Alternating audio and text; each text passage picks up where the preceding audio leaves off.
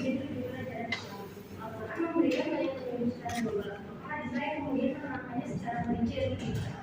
Seperti dalam Al-Quran ada perintah sholat, tetapi cara sholatnya itu ada hadis.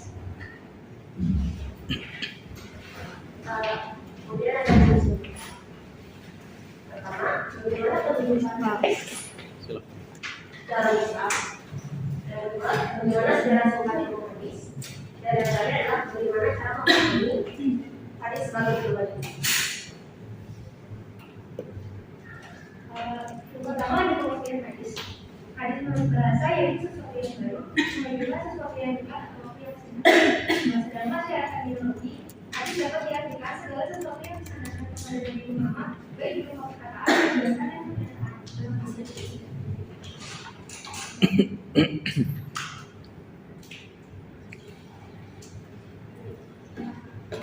Yang pertama ada hadis mulia berucapan, yaitu hadis-hadis Rasulullah yang tujuannya dalam berbagai tujuan dan situasi. Yang kedua ada hadis fi'liyah, yaitu perbuatan-perbuatan Nabi Muhammad seperti pekerjaan menunaikan ibadah hajinya dan pekerjaannya menghadiri dalam satu saksi dan sumpah dari pihak tertentu.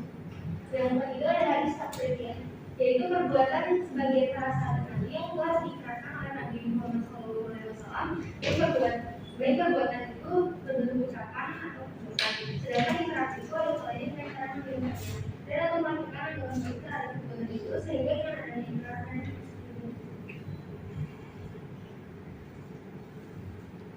kedudukan hadis.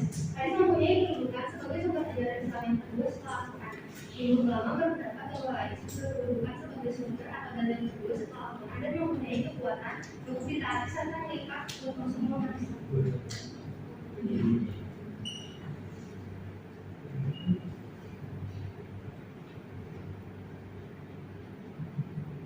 Sejarah singkat ilmu hadis.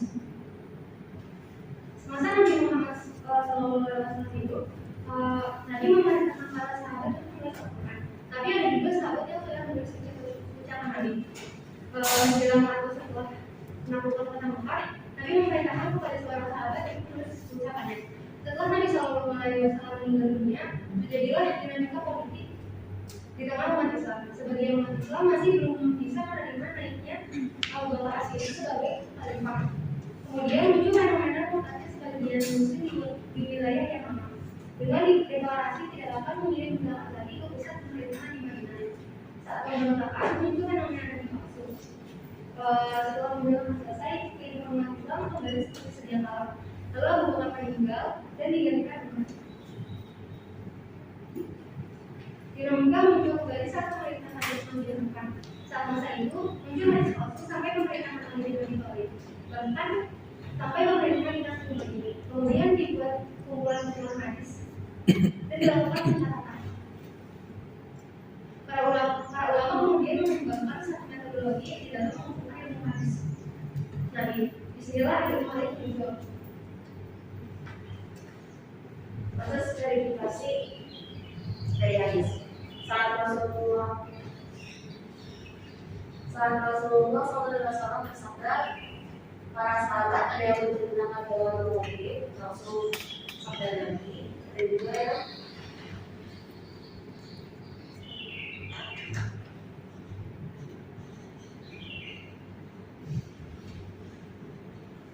ada yang menceritakan dalam mobil Rasul sabda beliau, dia telah pergi. Ada pula yang tidak langsung, dia makna atau makna sunnah Rasulullah SAW terjadi sekali sepanjang perjalanan beliau. Silsilah atau rentetan riwayat hadis dikenal dengan sanad hadis.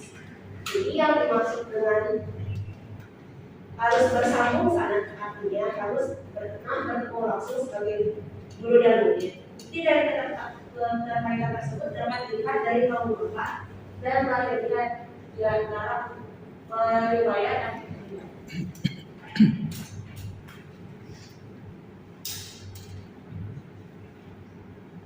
Maka pertama kemudian adalah apakah semua riwayat bisa dibuktikan sebagai hikmah, perbuatan atau perkataan Rasulullah SAW atau tidak.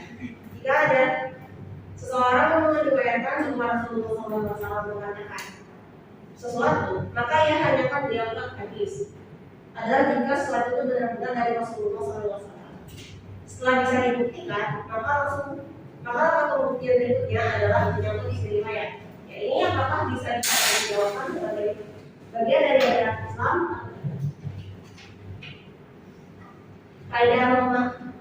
Kaidah memahami hadis itu ada dua metode, yaitu ada metode tekstual dan kontekstual. Metode tekstual adalah metode memahami hadis menurut yang tertulis secara pribadi atau mengenai situasi ketika hadis itu disampaikan. Kemudian, Abdul Majid membagi dari konteks tekstual menjadi konteks internal dan konteks eksternal. Konteks internal adalah pemahaman terhadap gaya bahasa dan semiotika yang termuat di dalam redaksi tulis. Konteks eksternal adalah pemahaman terhadap audiens, kultur serta masalah yang menjadi sebab munculnya sebuah hadis. Kemudian ada metode konseptual. Metode konseptual adalah metode memahami hadis dengan mengaitkan antara teks dengan situasi yang terjadi ketika hadis Nabi disampaikan.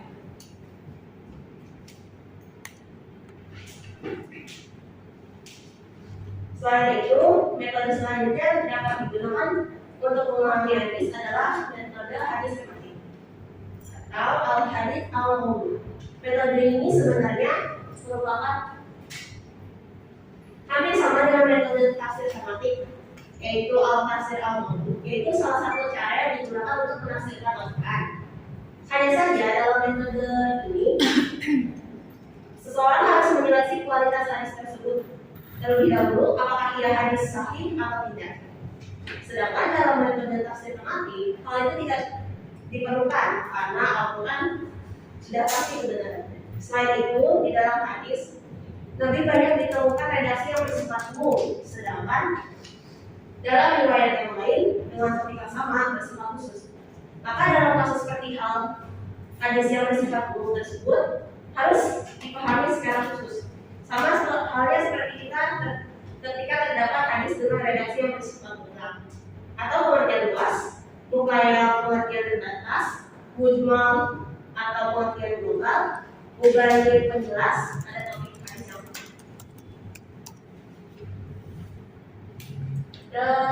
jadi ini kesimpulannya.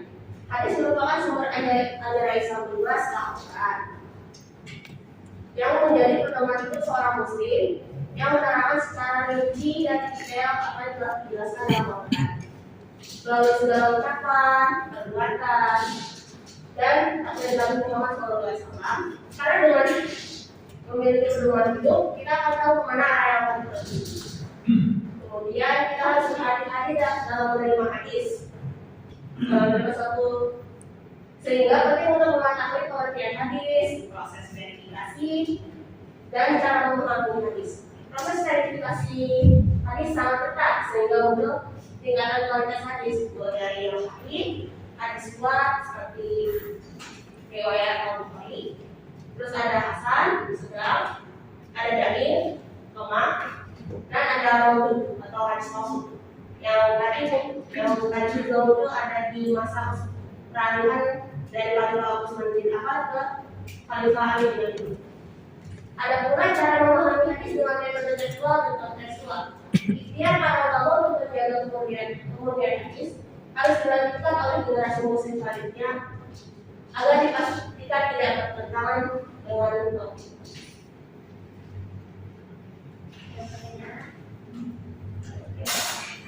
Banyak ya. Di sini dulu. Ada di sisi pembelajaran ini saya. Kapan kita harus memahami hadis secara kontekstual dan secara visual? Dan bolehkah kasih contoh seperti pengaplikasian memahami hadis secara visual dan secara visual?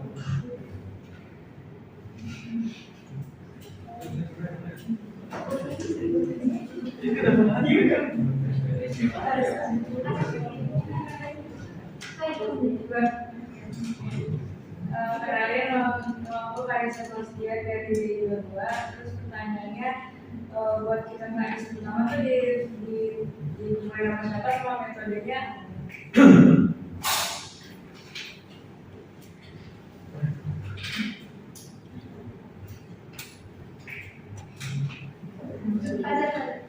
Iya, emang dulu. Perkenalkan nama saya Fajar Syarabudi dari Teknik Industri. Banyak saya kan Rasulullah pernah sempat mengalami kita mencatat katanya kan itu kira-kira bisa mau Rasulullah kan pernah mengalami kita mencatat katanya itu kira-kira bisa mau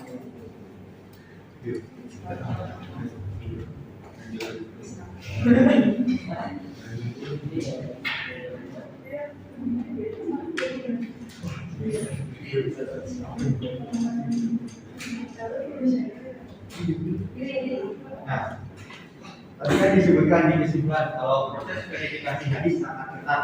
Nah, emangnya prosesnya seperti apa jika sebuah hadis dikatakan sebagai hadis asli Rasulullah?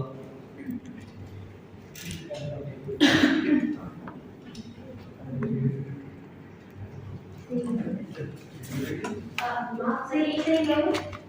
Sehingga itu hadisnya dikatakan sahih, hadis yang asli.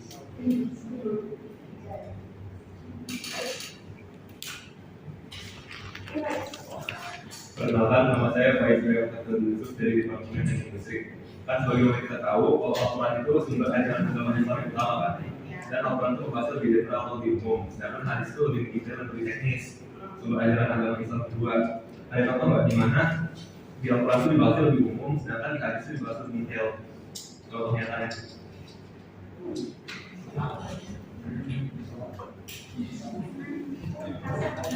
Kalau Mbak ya, Kalau kita di banyaknya untuk menanya sebenarnya hadis itu ada di makanan hadis itu perkataan Rasulullah. Nanti gimana cara kita tuh mengikuti itu kata-katanya kalau verifikasiin kayak ngerti kalau itu tuh kata-kata itu benar hadisnya kayak kata-kata Rasulullah.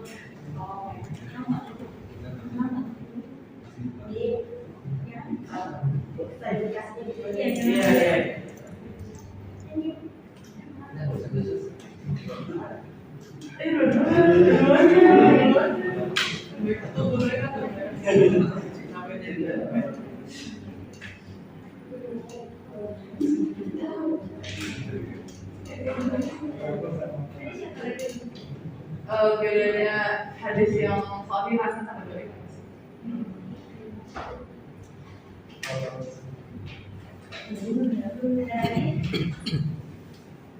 Kan kenali nama biologi dari teknik kimia Hisham HGAM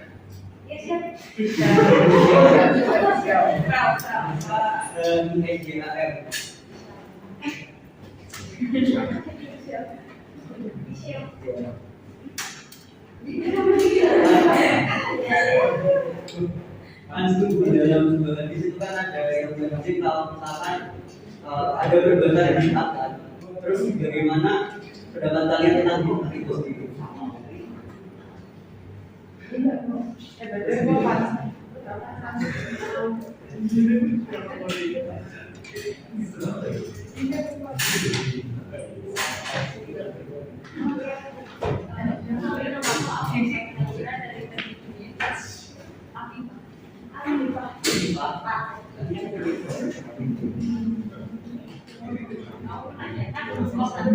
Banyak disebar hadis palsukan. Akhirnya dia disebar hadisnya kan. Terus cara mungkin dia hadis palsu itu gimana?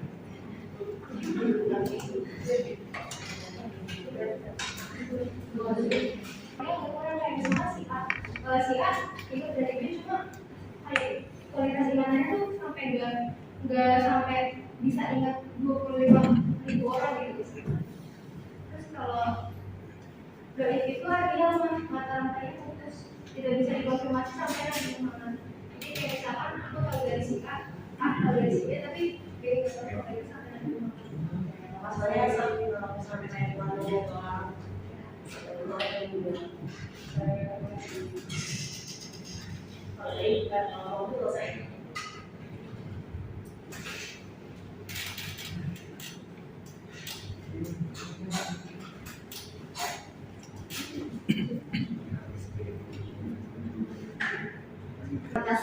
setidaknya ada 5.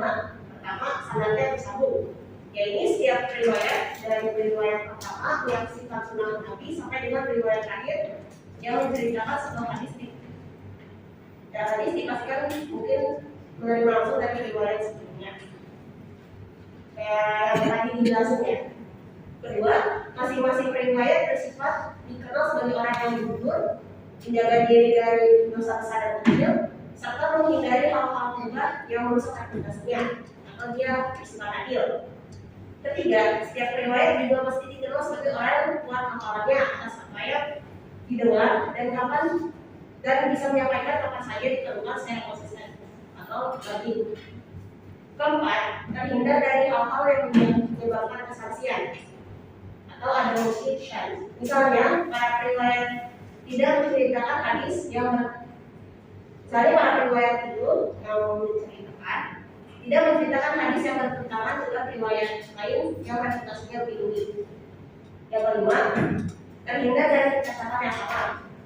Ada mutlak, yaitu tidak mengandung cacat yang secara kasat mata tidak terlihat, namun saat diteliti lebih dalam ternyata ada. Itu proses verifikasi dari riwayat. Kemudian verifikasi terhadap isi hadisnya. Salah satu sahabat yang melakukan hal ini adalah Aisyah radhiyallahu anha dengan menggunakan ayat Al-Quran maupun pengalaman pribadinya sebagai istri Rasulullah. Contohnya itu saat beliau mendengar sahabat Ibnu Umar radhiyallahu anhu meriwayatkan bahwa Rasulullah SAW bersabda, sesungguhnya seorang mayit disiksa karena tangisan keluarganya. Hadis riwayat Ahmad.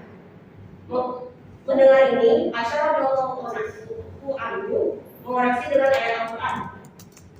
Tidaklah seorang pun menanggung dosa perbuatan orang lain. Quran surat Al-Isra ayat 13.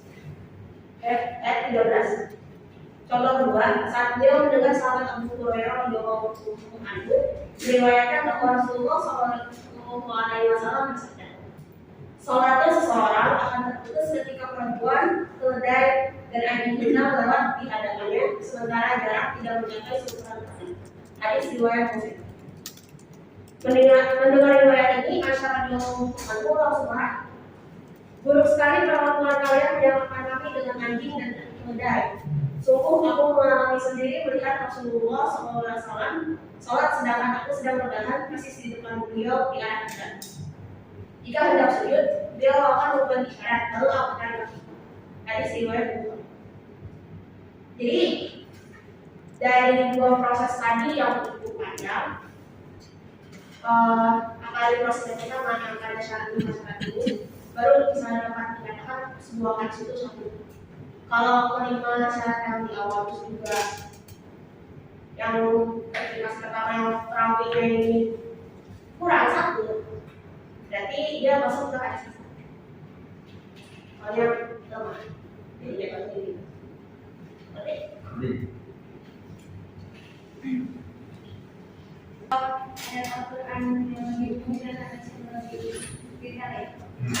Jadi kalau misalnya dalam Al-Quran ada perintah sholat di surat Al-Isra ayat 38. Dari kata saat tadi sesudah matahari terbit sampai surat Al-Qalam, dan dari kata pula suatu sesungguhnya suatu berdiri disaksikan atau enggak di surat Al-Isra ayat 103. Sungguh saat itu adalah kewajiban yang ditentukan pengguna atas orang-orang yang beriman. Dan kalau misalkan dari hadisnya itu ada seorang kalian sebagaimana kalian melihat aku atau menurut sholat itu hadis riwayat Bukhari. Ada juga Bukhari.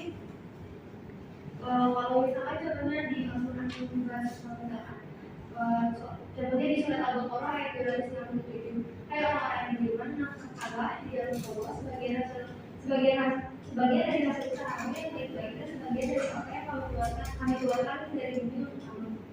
Kalau di hadisnya Rasulullah SAW bersabda, dan inilah kata kalian dengan mendapat, obarilah orang-orang yang masuk dari kalian dengan sedekah, kalau ada kebaikan dan bicara